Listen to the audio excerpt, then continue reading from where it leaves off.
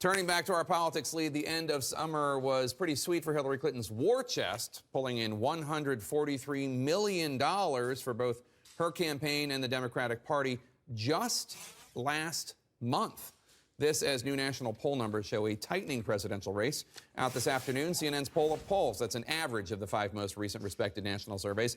This poll of polls finds Clinton still topping Trump, but just by 5 points in a 4-way matchup. Compare that to the 10-point lead for the Democratic nominee in a CNN poll of polls immediately after the Democratic convention. CNN senior Washington correspondent Jeff Zeleny filed this report. Democrats are flooding the zone tonight, trying to block a Donald Trump pivot.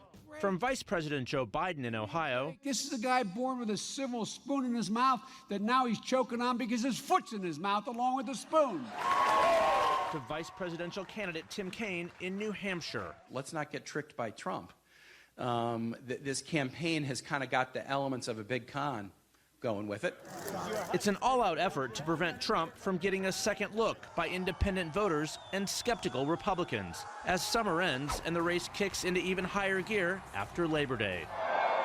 Trump hit Clinton hard on trade today in Ohio, casting himself as a friend of the working man. No state has been hurt worse, really, by Hillary Clinton on trade policies than Ohio.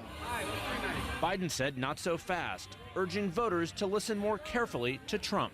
My biggest problem with Donald Trump, I'll tell you about it in a minute, is not his cockamamie policies, is the way he treats people. Clinton spent the day off the campaign trail, exhaling after a record-setting fundraising month. She raised more than $140 million for her campaign and the Democratic Party in a coast-to-coast August sprint, the biggest haul of any month so far. She's putting some of that money to work, trying to expand the map of battleground states. The first target, Arizona, where Trump gave that fiery immigration speech Wednesday night. Trojan horse, watch what's going to happen, folks. And today, the Clinton campaign is airing its first ad in Arizona, saying Trump's rhetoric is not suitable for children. When Mexico sends its people, they're bringing drugs, they're bringing crime, they're rapists. Still, the race is far closer than Democrats would like. Even after Trump's rough August, polls show Clinton's lead is far from a runaway. The latest CNN poll of polls, showing the 5 most recent national surveys, has Clinton leading Trump 42 to 37, with Libertarian candidate Gary Johnson at 9. As state polls show the race tightening in some battlegrounds, Kaine telling CNN's Chris Cuomo Democrats can't be complacent. It's close.